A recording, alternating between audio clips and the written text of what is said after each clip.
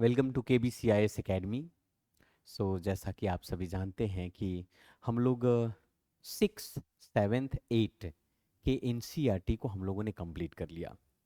अब ninth class की NCERT की शुरुआत हम करने जा रहे हैं और नाइन्थ क्लास की NCERT में हम सारे चैप्टर को थोड़ा आप डिटेल से पढ़ेंगे। आप एक चीज़ देख रहे हो, आपका अब धीरे धीरे वो स्टैंडर्ड बढ़ रहा है।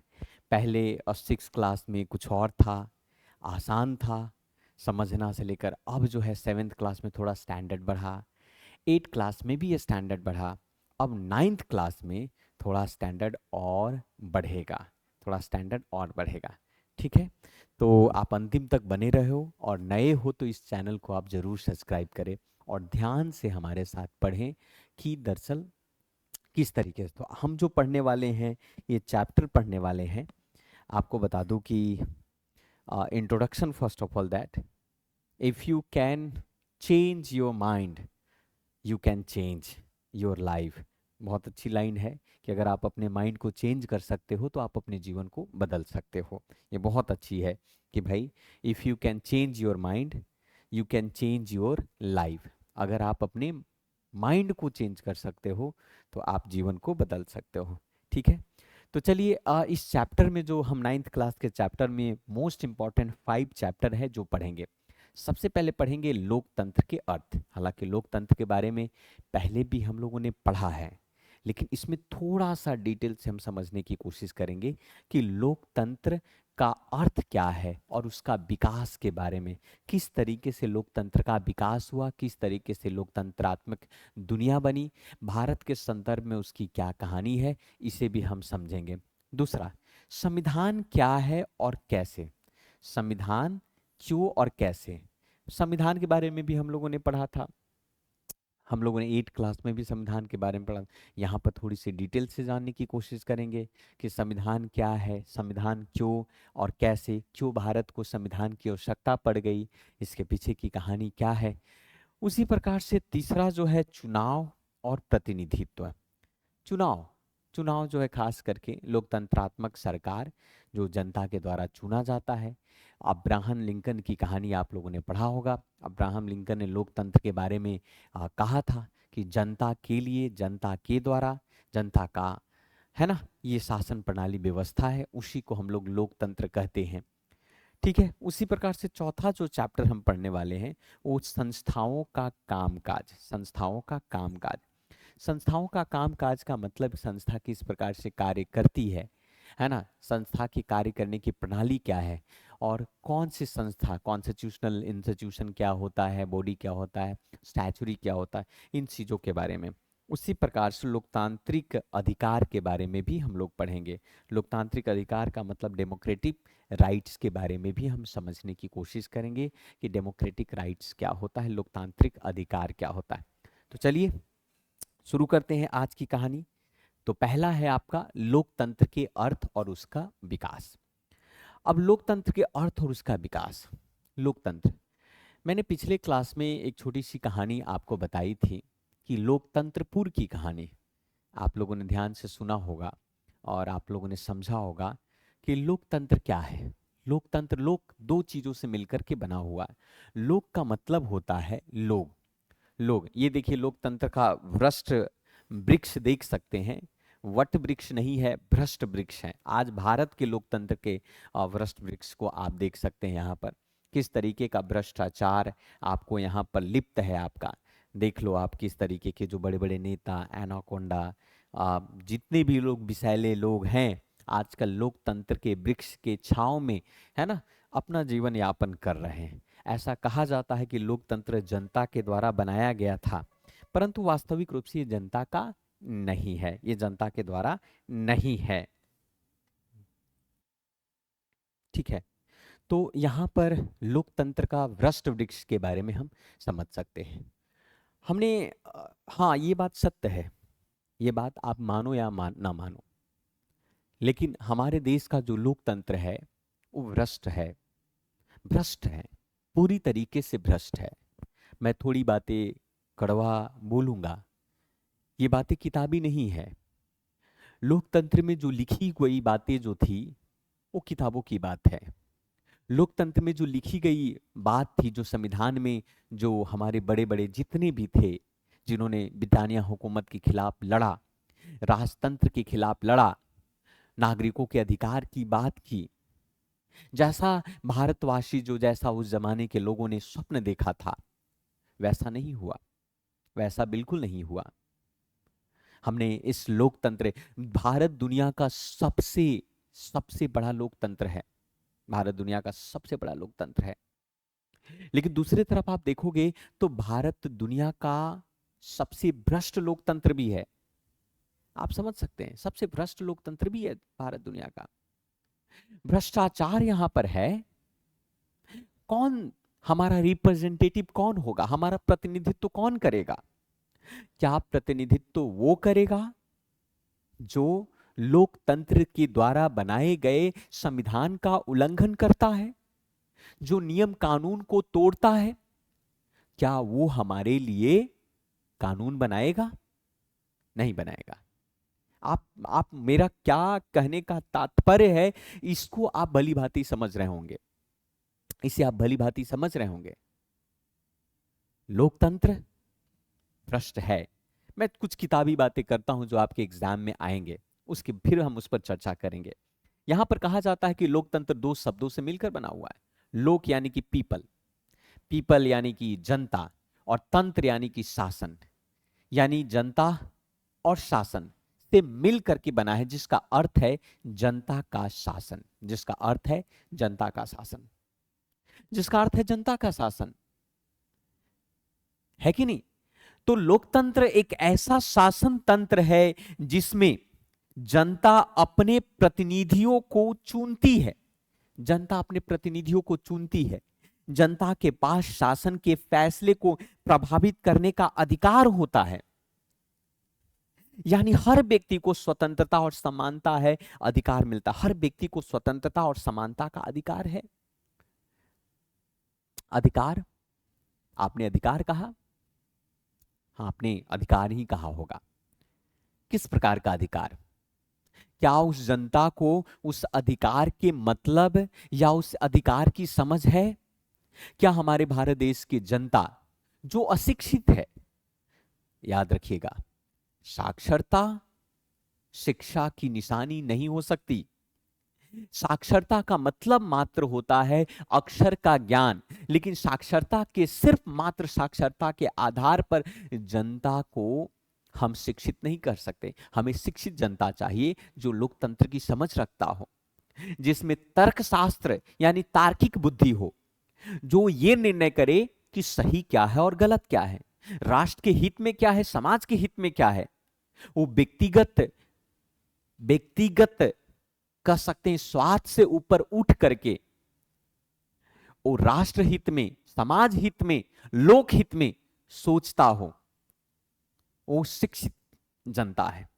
क्या लोकतंत्र में, लोकतंत्र के शासन प्रणाली की जो बनाई हुई सरकार है, क्या वास्तविक रूप से इस प्रकार की विचारधारा रखती है? क्या जनता में शिक्षा और जनता में स्वास्थ्य और जनता के लिए जो सबसे जरूरी की आवश्यक की वस्तुएं हैं, क्या वो मुहैया करवा पाती है? क्या वो लोकतंत्र के प्रति वो जागरूकता है? आप उदाहरण के तौर पर अभी बिहार राज्य में लोकतंत्र का महापर्व होने वाला है, विधानसभा का चुनाव होने वाला है, लेकिन अभी से लोगों ने कूटनीति की शुरुआत शुरू कर दी। कूटनीति के माध्यम से किस प्रकार से चुनाव की रणनीति होगी, किस प्रकार से लोकतंत्र को पटकनी है, ये सब लोगों ने शुरू कर दिया। जनता क्या कर सकती है? जनता के पास उतनी तार्किक शक्ति नहीं है, कि वो समझ नहीं है कि उसका जो प्रतिनिधि होगा वास्तविक रूप से उसके बीच में उसकी उत्थान के लिए सोचे, ना कि पतन के लिए। हमारे प्रतिनिधि जो है पतन का कारण है, उत्थान का कारण तो नहीं। हर व्यक्ति को स्वतंत्रता और समानता का अधिकार मिलता है। आप कह सकते हैं अब्राहम लिंकन के अनुसार लोकतंत्र ऐसी प्रणाली है जो जनता द्वारा, जनता के लिए और जनता के द्वारा चलाई जाती है। जनता के द्वारा, जनता के लिए और जनता के द्वारा चलाई जाती है। जनता के द्वारा यानी by the people, for the people, of the people, by the people, for the people, of the people. America की क्रांति में बहुत बड़ा योगदान था, बहुत बड़ा योगदान था। आपको बता दूं, अब्राहम लिंकन के अनुसार ये लोकतंत्र का सही मतलब है। लेकिन भारत जैसे देशों में लोकतंत्र कहां है? वो जनता कहां है? मैं कहता हूं जनता के अवेयरनेस का, वो जनता भीड़ में भेड़ की बात कर रहा हूं। आप कहेंगे कि सर आप ऐसी बातें कर रहे हैं, क्या सभी जनता भेड़ बकरी है? क्योंकि हमारी जनता व्यक्तिगत स्वार्थ के बारे में सोचती है, हमारी जनता एक समुदाय के स्वार्थ के बारे में सोचती है और राष्ट्रहित के बारे में नहीं सोचती है। हम पीछे हैं क्योंकि हमें अपनी जनता को लोकतांत्रिक जो प्रणाली के माध्यम से जो सरकार बनता है वो प्रतिनिधि चुनने की समझ नहीं है। आप बताइए, आपका प्रतिनिधि कोई बाहुबली हो, आपका प्रतिनिधि कोई अशिक्षित हो, आपका प्रतिनिधि के पास जो है दूरदृष्टि या फिर वो विजन ना हो, तो प्रतिनिधि इस देश का उत्थान कैसे करेगा? आपके क्षेत्र का उत्थान कैसे करेगा? ये विचार करने योग्य है। आप इस पर विचार करना चाहिए आपको। क्या सच में ये उत्थान, मैं इस एनसीईआरटी के माध्यम से, ये एनसीईआरटी जो मैं आपको पढ़ा रहा हूं, मेरा उद्देश्य है कि आपको लोकतंत्र की समझ होनी चाहिए। आप लोकतंत्र में जो प्रतिनिधि का जो चुनाव करते हैं वो आप जाति के आधार पर ना करें, धर्म के आधार पर ना करें, भाषा के आधार पर ना करें, व्यक्तिगत स्वार्थ के आधार पर ना करें, राष्ट्र के उत्थान के आधार पर करें, विकास के आधार पर करें, ग्रोथ के आधार पर करें। वो करे राष्ट्र के हित के आधार पर। वो जनता का एक तरीके से भला चाहता हो, वो जनता के लिए भला करता हो, वो आपकी आवाज बने, वो आपके बीच का हो, वो आपके बीच में ही रहता हो, वो आपके लिए लड़ता हो, आपके लिए विधान बनाने में कार्य करता हो, वो आपका प्रतिनिधि होना चाहिए। और वो प्रतिनिधि का निश्चय भी आप करेंगे। कौन सा ये प्रतिनिधि होगा, ये जनता को ही चुनना चाहिए। प्रतिनिधि कौन हो सकता है, इसकी भी एक चुनाव होनी चाहिए। ऐसा नहीं कि बाहुबली जिनके पास जो है बंदूक के नोक पर वो चुनाव लड़ता हो, या फिर कहे पैसे के दम पर चुनाव लड़ता हो। ऐसे लोग लोकतंत्र को सफल नहीं बना सकते, वो जनता की आवाज नहीं बन सकते, और हम उसे नहीं कर सकते हैं, क्योंकि वो जनता के लिए है, जनता के द्वारा है और जनता को है। By the people, for the people, of the people हम नहीं कर सकते हैं। ये बातें आप इसे समझना चाहिए। लोकतंत्र के दो प्रकार है, लोकतंत्र के दो प्रकार है। पहली जो प्रकार है वो आपका प्रत्यक्ष लोकतंत्र है, डायरेक्ट डेमोक्रेसी की बात कर सकते हैं। प्रत्यक्ष लोकतंत्र, डायरेक्ट डेमोक्रेसी, जनता सीधे निर्णय लेती है। जनता जो है, प्राचीन में एथेंस में इसका उदाहरण है कि जनता निश्चित करती थी कि उसका राजा कौन होगा, उसका प्रतिनिधि कौन होगा, वो जनप्रतिनिधि कौन होगा, ये जनता निश्चय करती थी, वो निश्चित करती थी। ये प्रत्यक्ष लोकतंत्र, जनता सीधे निर्णय लेती थी। प्राचीन एथेंस में इसका उदाहरण आपको देखने को मिलता है।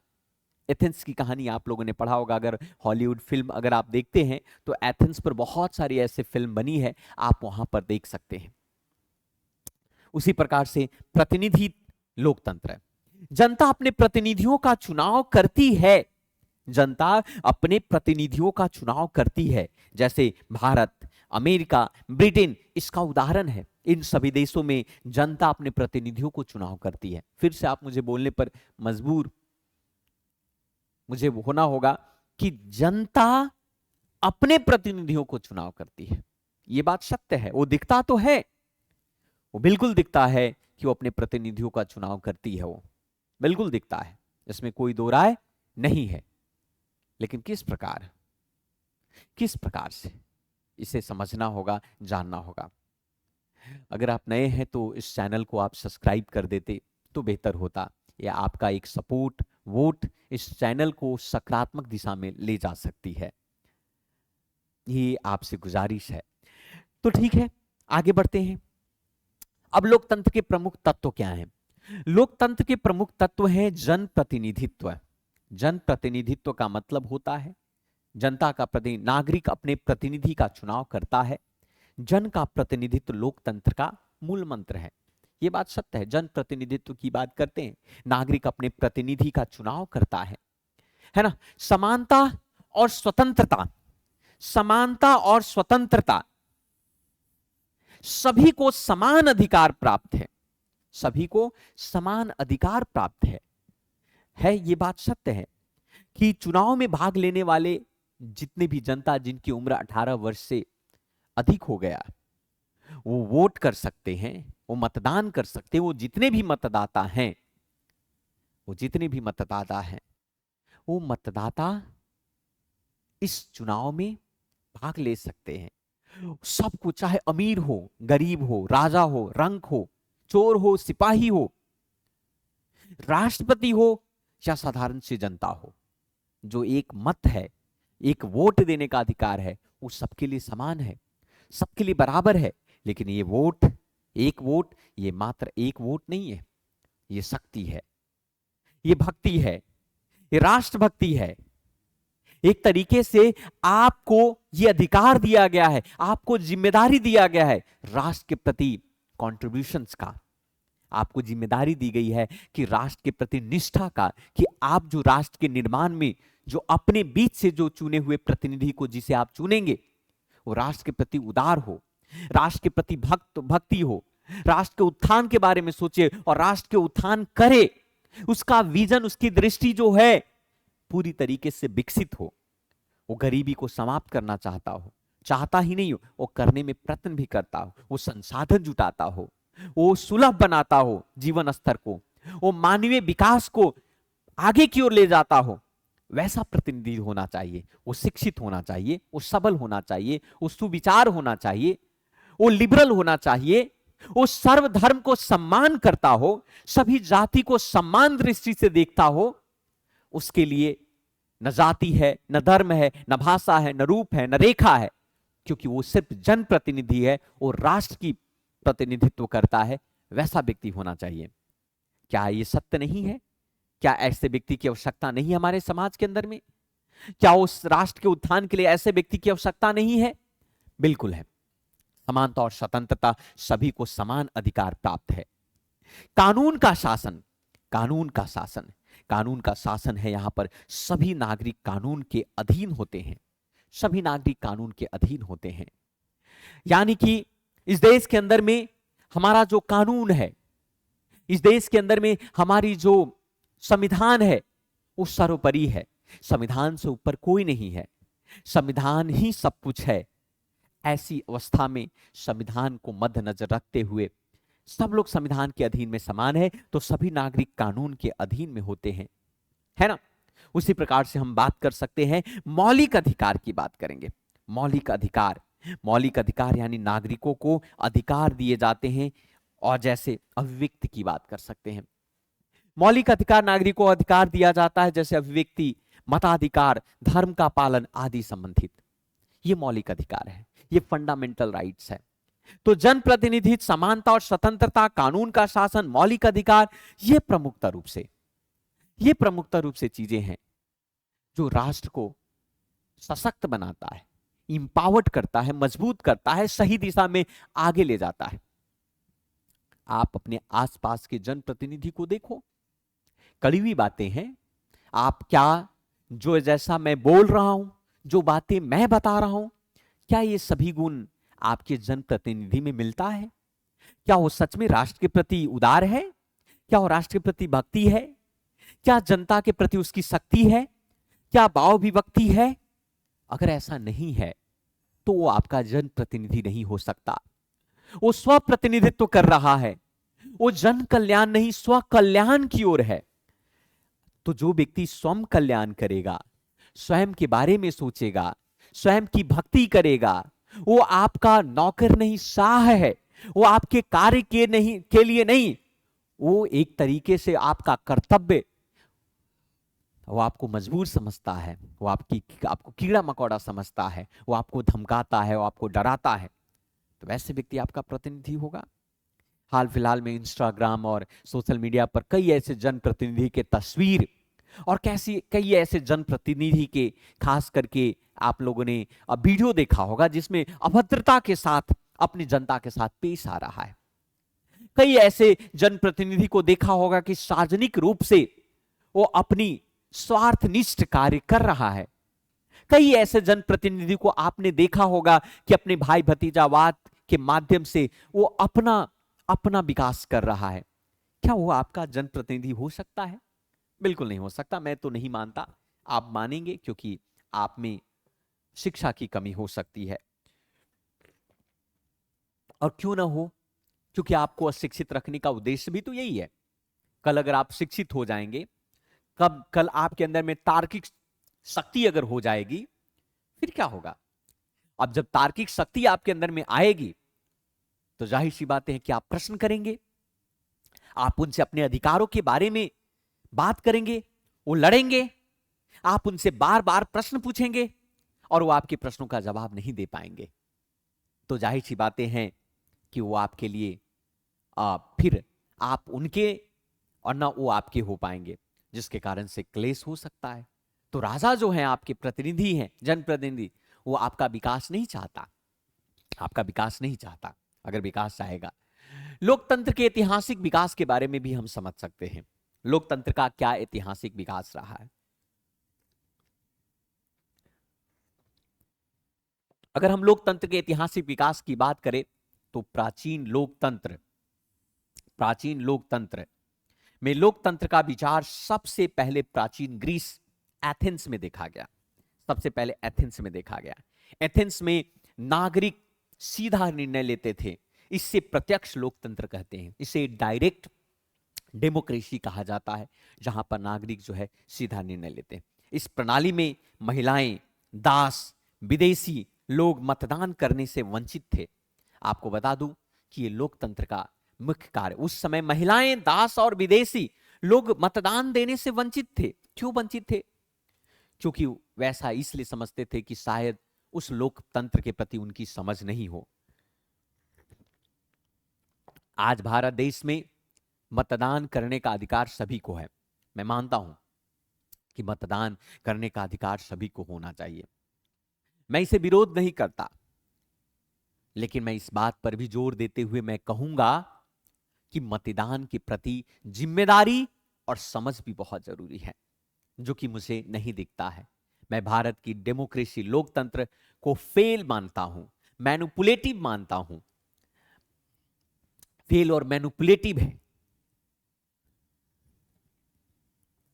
उसे समझ नहीं है कि उसके लिए बेहतर कौन हो सकता है। उसको समझ नहीं है इस बात का। मध्यकालीन यूरोप में आप देखोगे, मध्यकाल में लोकतंत्र के विचार पीछे छूट गए। सामंतवाद, फ्यूडलिज्म्स का उदय हुआ। चर्च और राजाओं की सत्ता प्रबल हो गई। चर्च और राजा की सत्ता प्रबल हो गई। आज भी इस देश के अंदर में चर्च और राजा ही शासन कर रहा है, लेकिन वो आपका भावनाओं का राजा है। आप भावनात्मक रूप से अमीर हैं, जिसके कारण से उस गरीब व्यक्ति को, क्योंकि वो भावनाओं के साथ खेलते हैं, वो आपको कहते हैं कि आप हिंदू हैं, वो कहते हैं कि मुस्लिम है, वो कहते हैं कि इस फलाना जाति के हैं। तो मध्यकालीन में आप देख सकते हैं आधुनिक लोकतंत्र का उदय 17वीं से लेकर 18वीं शताब्दी में इंग्लैंड में महान चार्टर मैग्ना कार्टा ने शासन की शक्ति सीमित कर दी थी। अब इस शासन की शक्ति को सीमित कर दी थी, परिणामतः यह हुआ कि आधुनिक लोकतंत्र का उदय हुआ। आप कह सकते हो कि ग्लोरियस रिवॉल्यूशंस का नाम आप लोगों ने सुना होगा। ग्लोरियस रिवॉल्यूशन 1688 में, बिल ऑफ राइट्स 1689 में संसद की ताकत बढ़ा देती है, लोकतंत्रात्मक चीजों में जन्म लेता है। और फिर 1776 ईस्वी की कहानी, जो आप लोगों ने अमेरिका की स्वतंत्रता संग्राम की कहानी आप लोगों ने देखा था। फ्रांसिस कहानी 1789 में आपने देखा था। लोकतांत्रिक मूल्यों जैसे स्वतंत्रता, समानता और बंधुत्व का प्रचार हुआ। बंधुत्व का प्रचार हुआ। संविधान और मानव के अधिकारों की धारणा मजबूत हुई। परिणामतः यह हुआ कि लोकतंत्र और भी मजबूत और सशक्त होता है। तो यूरोप ने लोकतंत्र को मजबूत और सशक्त तो किया। भारत ने 1947 के बाद 1951-52 में पहला आम चुनाव होता है, और उस चुनाव के माध्यम से लोकतंत्र की कहानी की शुरुआत यहां से होती है। अब हम बात करते हैं औपनिवेशिक देशों में लोकतंत्र। औपनिवेशिक देशों में लोकतंत्र की कहानी क्या है? यहां पर 19वीं और 20वीं सदी में औपनिवेशिक देशों ने स्वतंत्रता प्राप्त कर लोकतंत्र को अपनाया। स्वतंत्रता प्राप्त कर लोकतंत्र को अपनाया। भारत इसका प्रमुख उदाहरण है। भारत 1947 में स्वतंत्रता प्राप्त की और 1950 में लोकतांत्रिक संविधान को अपनाया। लोकतांत्रिक संविधान को अपनाया, परिणामतः ये हुआ कि भारत में लोकतंत्र की शुरुआत हो गई। लेकिन अगर हम लोकतंत्र की शुरुआत तो हो गई, परंतु लोकतंत्र अभी भी मजबूत नहीं है। मजबूत कहने का तात्पर्य मुझसे जागरूकता की बात है, सफलता की बात है कि भारत दुनिया का सबसे मजबूत और सफल देश तो है, पर लोकतंत्र के प्रति समझ नहीं है। पहले के जो लोग थे जिन्होंने संविधान को बनाया और संविधान को बनाने के बाद जिस तरीके की विचारधारा को उन्होंने देश के अंदर में स्थापित किया, तो ये लोकतांत्रिक जो भागीदारी है, इस लोकतांत्रिक भागीदारी की बात मैं यहां पर कर रहा हूं। अब चलिए लोकतंत्र के प्रमुख विशेषताओं में सबसे पहले लोकतांत्रिक भागीदारी की बात कर रहा हूं। क्या है लोकतांत्रिक भागीदारी? लोकतंत्र में जनता को अपनी सरकार चुनने का अधिकार होता है। जनता को अपनी सरकार चुनने का अधिकार होता है, लेकिन जनता और बहुमत दो चीजें हैं। तार्किक बुद्धि वाले व्यक्ति जो है लोकतंत्र में बहुत कम है, और तर्कविहीन व्यक्ति जो है लोकतंत्र में बहुत अधिक है। तो जाहिर सी बातें हैं कि हमें क्या करना होगा। हमें जो है इस लोकतंत्र में जनता अपनी सरकार तो चुन लेती है, लेकिन अगर तार्किक विहीन व्यक्ति अपनी प्रतिनिधि को अगर चुनेगा तो उसका प्रतिनिधि भी जाहिर सी बात है कि वैसा ही होगा। जैसा देश वैसा भेष, जैसी राजा वैसी प्रजा। और राजा और प्रजा यानी जैसी प्रजा होगी वैसा राजा होगा। तो लोकतंत्र में जनता जैसी है वैसी जनता के द्वारा चुना हुआ प्रतिनिधि है। जैसा देश वैसा भेष। परिणाम यही है कि आज लोकतंत्र हमारा फेल है। फिर से मैं बोलूंगा लोकतंत्र की प्रमुख विशेषता में लोकतांत्रिक। दूसरा, नागरिक अधिकार। नागरिक अधिकार, लोकतंत्र में सभी नागरिकों को समान अधिकार होता है। समान अधिकार होता है, जैसे बोलने की स्वतंत्रता, जैसे मतदान का अधिकार। ये सारे प्रमुखता रूप से कह सकते हैं, ये अधिकार के तौर पर हो सकते हैं। ठीक है, अब यहां पर इस चीजों को समझिएगा जो मैं आपको और भी गहराई से बताने की कोशिश कर रहा हूं, मैं आपको समझाने की कोशिश कर रहा हूं। ठीक है, तो तीसरा जो पॉइंट है समानता। समानता यानी कि इक्वालिटी। इक्वालिटी, लोकतंत्र में सभी नागरिकों को अधिकार है, समान अधिकार होता है, चाहे उनका लिंग, जाति, धर्म आदि कुछ भी क्यों ना हो। सबको समान अधिकार है, सबको मतदान देने का अधिकार है, सब पूरी तरीके से विशिष्ट लोग हैं। न्याय और स्वतंत्रता की बात करते हैं। न्याय और स्वतंत्रता की बात करते हैं।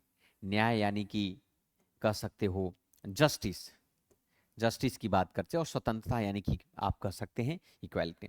तो लोकतंत्र में हर व्यक्ति को न्याय और स्वतंत्रता प्राप्त होती है। जाहिर सी बातें हैं, ऐसा ये कहता है, लेकिन हकीकत क्या है ये आप सबको ही पता होगा कि हकीकत क्या है। प्रतिनिधि लोकतंत्र की बात करें, लोकतंत्र में लोग अपने प्रतिनिधियों को चुनते हैं और उनकी नीतियों का निर्धारण करते हैं।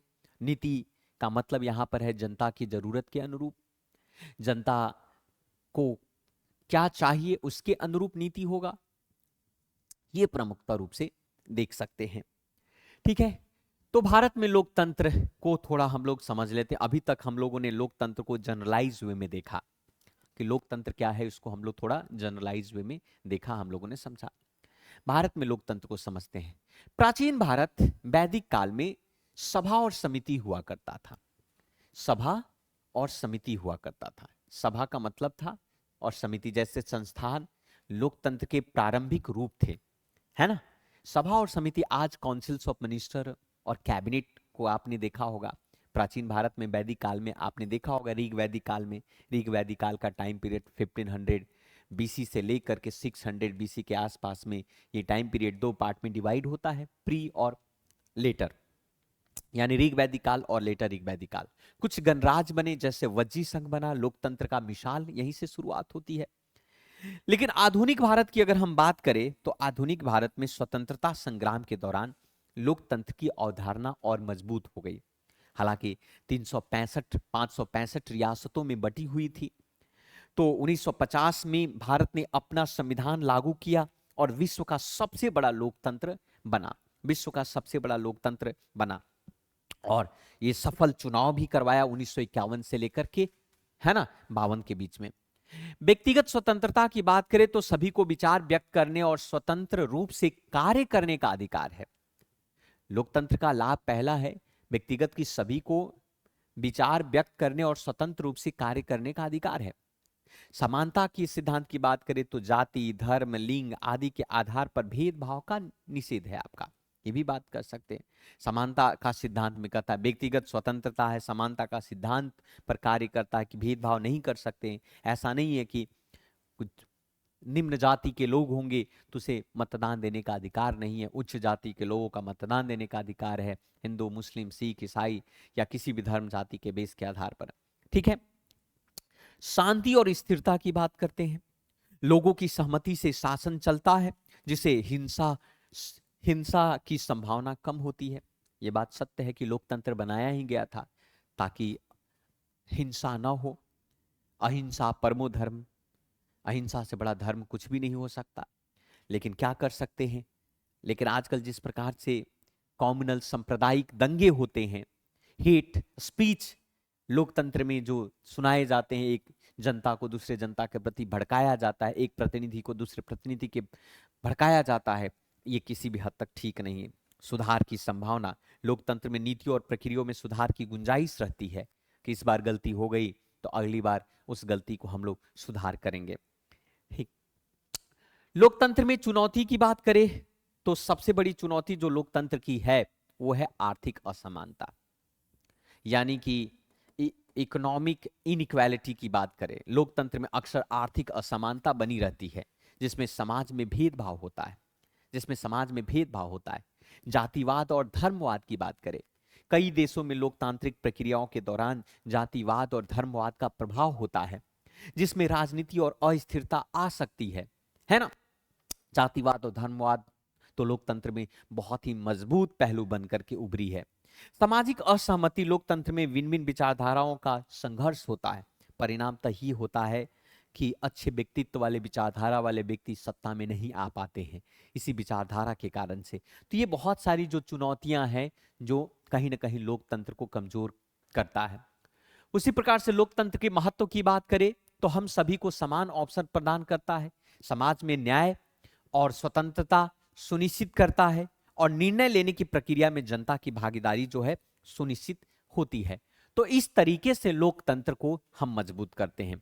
तो लोकतंत्र कहने का तात्पर्य है कि एक ऐसी शासन प्रणाली, एक ऐसी आदर्श शासन प्रणाली कह सकते हैं, यह तभी सफल हो सकता है जब लोग इसके सिद्धांतों को समझे, उस पर विश्वास करें। लोकतंत्र के माध्यम से नागरिकों को उनकी स्वतंत्रता और अधिकार मिलते, लेकिन इसे सही तरीके से चलाने के लिए कई चुनौतियों का सामना करना पड़ता है। तो ये लोकतंत्र से संबंधित चीजों पर बात हुई। अगर इससे संबंधित कोई डाउट है, कोई तो केबीसी आईएएस एकेडमी के डिजिटल प्लेटफॉर्म को ज्वाइन करें। आप इंस्टाग्राम के पेज को फॉलो कर सकते हैं।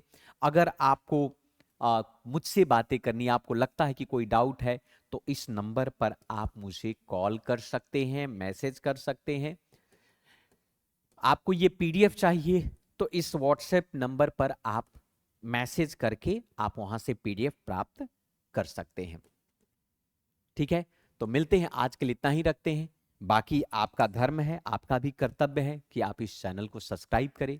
बेल आइकन को प्रेस कर लेने से आपको सही वक्त पर नोटिफिकेशन मिल जाता है। आज के लिए इतना ही, मिलते हैं फिर से। जय हिंद और लोकतंत्र को सुरक्षित रखें।